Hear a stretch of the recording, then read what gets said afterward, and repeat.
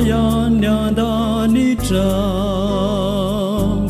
wamasinindani nyanarana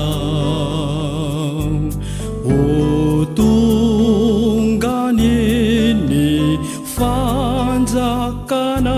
atawane nisitrapona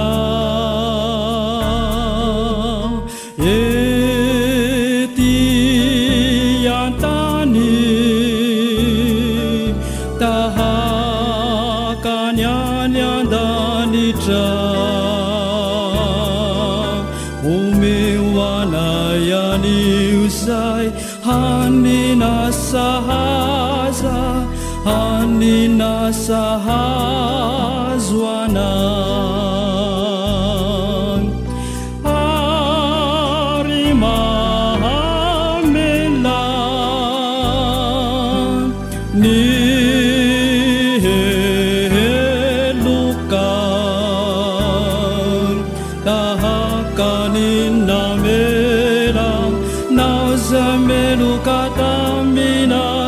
Izamelu katamina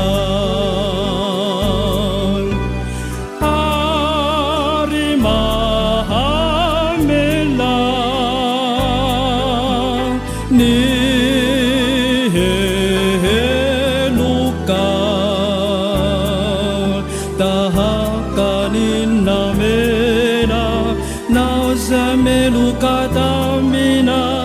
Izamelu katamina Anazami itu jadai Amini fakapana Tamanafa Alai Amini razi Fanalifa Zakana Siniye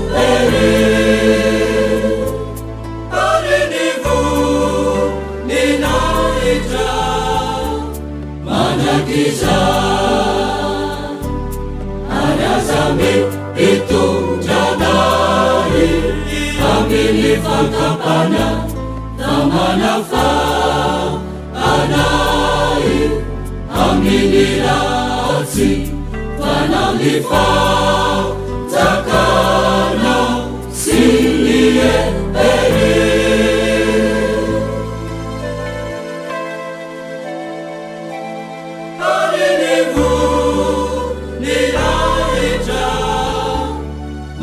Giza